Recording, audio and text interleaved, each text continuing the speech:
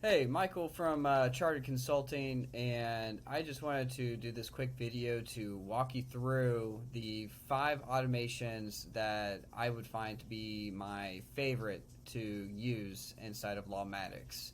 So, the first one being appointment-based automations, and these are great because you can essentially have automations to trigger based off of when an appointment is booked.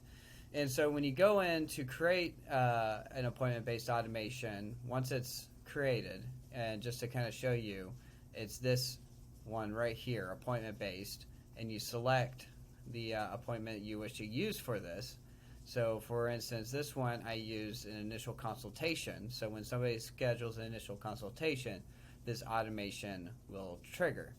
And you don't even have to do anything in this screen if you don't want to.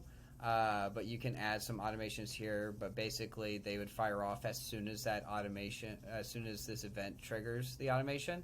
So, and the trigger being event initial consultation created. Now, the sub automations, which you can access here, are what you use to have automations trigger based off of like how many days out you might be from that appointment.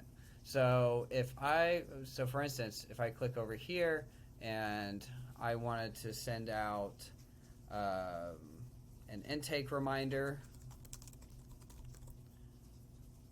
and I want it to go out 2 days before initial consultation starts. So that means this automation will fire off 2 days before that initial consultation day.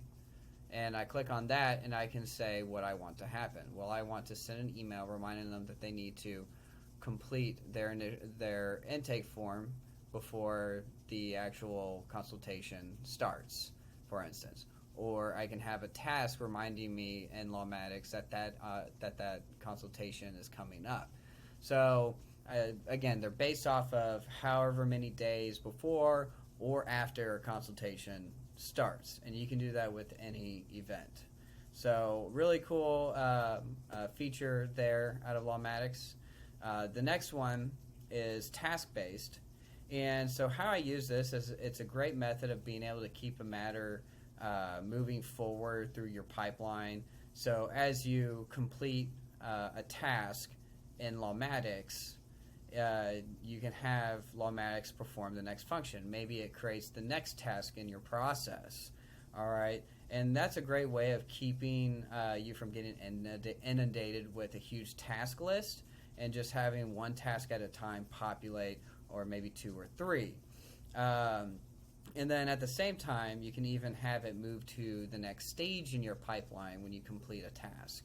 So let's say we complete our intake review and I want to change the attribute to stage is, let's say I'm wanting to move it from intake pending to consult scheduled. All right, so we've completed our intake and everything, and now we can move it to the consultation stage, for example. Of course, these stages don't necessarily make too much sense, but you get the idea. And then maybe I want it to create a task. So, and then the next automation that's great is the intake completed.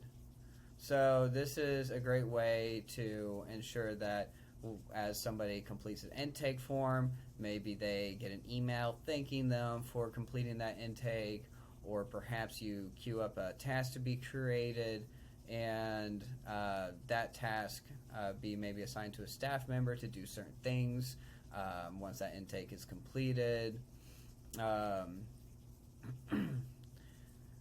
And then the other one is our dual trigger. Now this is a really neat feature that is pretty unique to Lawmatics, in which a matter needs to meet 2 conditions before it does whatever action you want it to do.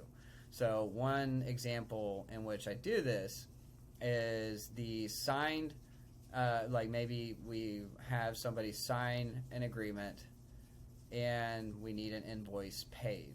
And perhaps like once both of those conditions are met, met, we convert them to a matter, so they get converted to hired. Or, and in addition to that, we move them to a different pipeline. So we're moving them out of the intake pipeline, and perhaps we move them into our matter pipeline. Or so, like for estate planning attorneys, typically they'll want an engagement agreement and their invoice paid, or at least the first 50% up front. And so once both of those are satisfied, it converts it to a matter and into their estate planning pipeline from their intake pipeline. The next one is stage-based. All right. So sometimes I'll use this in placement of task-based automations.